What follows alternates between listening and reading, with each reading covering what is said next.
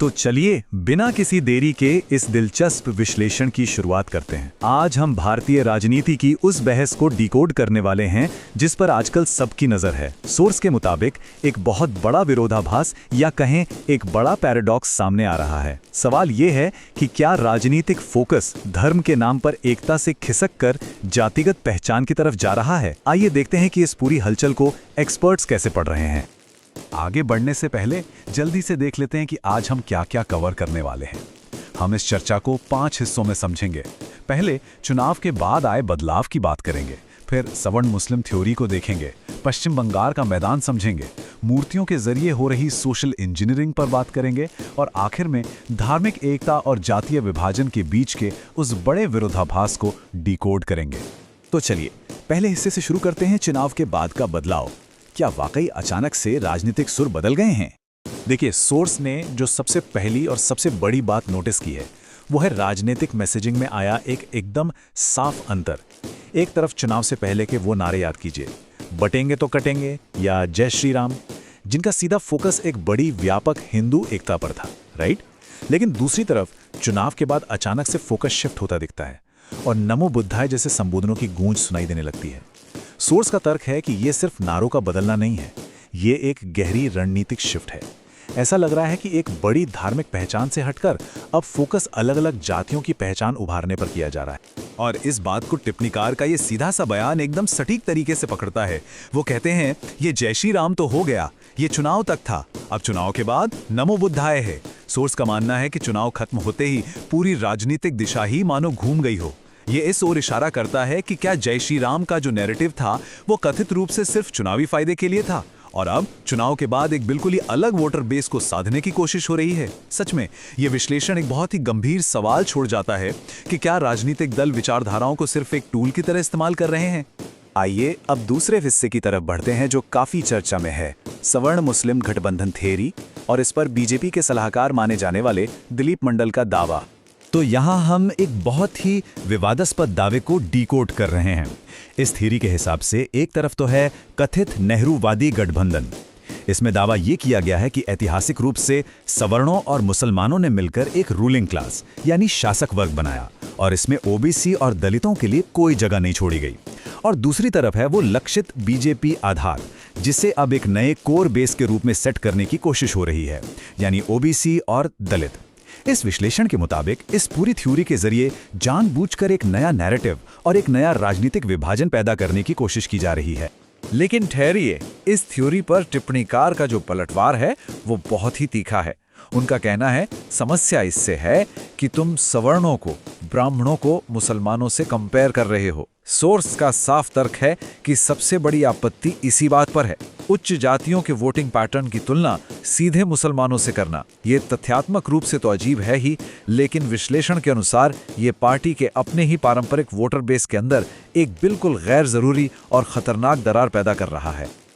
अब आते हैं इस पूरी कहानी के तीसरे हिस्से पर, पश्चिम बंगाल का चुनावी मैदान, जिसे एक आखिरी किला कहा जा रहा है।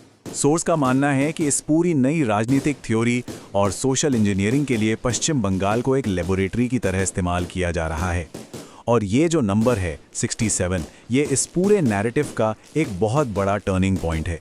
सोर्स के डेटा के मुताबिक दावा है कि बीजेपी ने पश्चिम बंगाल में 84 SC/ST सीटों में से 67 सीटें जीती हैं। ये सच में कोई छोटा आंकड़ा नहीं है। विश्लेषण का मानना है कि यही वो खास जीत है जिसने पार्टी के अंदर इस नई जाति आधारित बयानबाजी को हवा दी है। इसे दलित और आदिवासी वोटर बेस में एक बहुत बड़ी सेंध माना जा रहा है और इसी बड़ी जीत के दम पर एक बिल्कुल नया नैरेटिव गढ़ा जा रहा है। सोर्स बताता है कि दिलीप मंडल पश्चिम बंगाल को उसी पुराने सवर्ण मुस्लिम शासन मॉडल का आखिरी किला मानते हैं। उनका दावा यह है कि इन हालिया चुनावों के नतीजों के साथ ही ये जो आखिरी किला बचा था वो भी अब ढह गया है और पुरानी राजनीतिक व्यवस्था को पूरी तरह से उखाड़ फेंका जा रहा है। अब यहाँ एक बहुत ही लॉजिकल सवाल हमारे और आपके दिमाग में आता है, क्या इतने बड़े और इतने विभाजनकारी बयान जो खुद पार्टी के ही एक बहुत बड़े वर्ग को नाराज कर सकते हैं, क्या वो शीर्ष नेतृत्व की सहमति के बिना दिए जा सकते हैं? टिप्पणीकार का दृढ़ विश्वास है कि ऐसा बिल्कुल नहीं हो सकता। उनका मानना है कि इस तरह की बयानबाजी पार्टी के आला कमान के मौन या फिर सीधे समर्थन के बिना तो संभव ही नहीं है। चलिए अब चौथे हिस्से की तरफ बढ़ते हैं, जहां हम बात करेंगे मूर्तियों और सोशल इंजीनियरिंग की और देखेंगे कि कैसे इसके जरिए जातिगत राजनीति की एंट्री हो रही है। अगर हम जमीनी हकीकत पर नजर डालें तो समाज में जातिगत विमर्श को घोलने के ये कथित प्रयास एक 3 कदम की रणनीति की तरह दिखते हैं। स्टेप 1, कोलकाता जैसी जगह पर अचानक से अंबेडकर की मूर्तियों और संस्थानों की मांग उठाना। स्टेप 2, एक नई जय भीम और अंबेडकरवादी पहचान को प्रमोट करना। और स्टेप 3, पश्चिम बंगाल जैसे राज्य में जहां का समाज ऐतिहासिक रूप से जातिवाद पर उतना फोकस नहीं करता, वहां जानबूझकर जातिगत जागरूकता को इंजेक्ट करना। इस पूरी कवायद को समझने के लिए हमें सोशल इंजीनियरिंग के कॉन्सेप्ट को समझना होगा।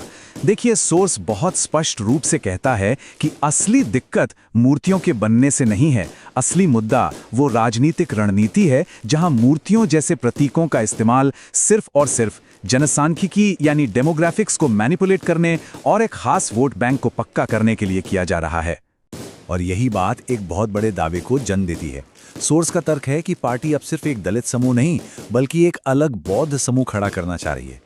एक तरफ वो हिंदू पहचान है जिसे हमेशा एक बड़े छाते की तरह सबको साथ लेकर चलने वाले प्रतीक के रूप में पेश किया जाता था, लेकिन अब क्या हो रहा है, उसे अंबेडकरवादी या बौद्ध पहचान से बिल्कुल अलग किया जा रहा है। मतलब एक बहुत बड़े वर्ग को जानबूझकर उस व्यापक हिंदू पहचान से काटकर एक एकदम अलग कोर वोटर बेस की तरह प्रोजेक्ट किया जा रहा है। और अब हम आ गए हैं अपने विश्लेषण के 5वें और आखिरी हिस्से पर, धार्मिक एकता बनाम जातीय विभाजन। यह है इस पूरी कहानी का अंतिम और सबसे बड़ा विरोधाभास। अगर हम सोर्स के पूरे निष्कर्ष को देखें तो एक बहुत ही बड़ा पैराडॉक्स सामने आता है। याद कीजिए, चुनाव से ठीक पहले का मंत्र क्या था? एक है तो सेफ है। एकदम स्पष्ट रूप से राष्ट्रीय और धार्मिक एकता का संदेश। लेकिन चुनाव के बाद की असलियत क्या है? पार्टी अपनी उसी पुरानी जाति आधारित सोशल इंजीनियरिंग की तरफ लौट आई है। मुख्य मुद्दा सवर्ण मतदाताओं को विपक्ष के साथ एक ही ब्रैकेट में रखना है। टिप्पणीकार चेतावनी देते हैं कि इसका फाइनल रिजल्ट कुछ और नहीं बल्कि पार्टी के अंदर ही एक नया हेट ग्रुप या नफरत का नैरेटिव पैदा करना होगा। इस पूरे विश्लेषण का सबसे भारी और सोचने पर मजबूर करने वाला तर्क इस सीधे से सवाल में छिपा है। जो अंबेडकरवादी है वो हिंदू कैसे हो सकता है? वो तो हिंदुत्व के विरोध में थे। सोर्स का सवाल है कि आक्रामक अंबेडकरवादी पोजीशनिंग और हिंदुत्व की विचारधारा ये दोनों एक साथ कैसे चल सकती हैं? क्योंकि अगर इतिहास देखें तो कट्टर अंबेडकरवादी सोच हिंदुत्व के मुखर विरोध में रही है। वैचारिक स्तर पर यह एक बहुत बड़ा, स्पष्ट और शायद ना सुलझने वाला विरोधाभास है। और अंत में यह विश्लेषण हमें एक बहुत ही गहरे सवाल के साथ छोड़ जाता है। क्या चुनाव जीतने के लिए धार्मिक एकता से इस जातिगत इंजीनियरिंग की ओर हुआ ये शिफ्ट वाकई राजनीतिक नींव को मजबूत करेगा, या फिर जैसा कि सोच चेतावनी दे रहा है, क्या ये समाज और खुद पार्टी की नींव में एक ऐसी स्थायी दरार पैदा कर देगा जिसे भविष्य में कभी भरा नहीं जा सकेगा? इस जटिल राजनीतिक खेल के ये तथ्य आने वाले कल की राजनीति के लिए कई बड़े सवाल खड़े करते हैं।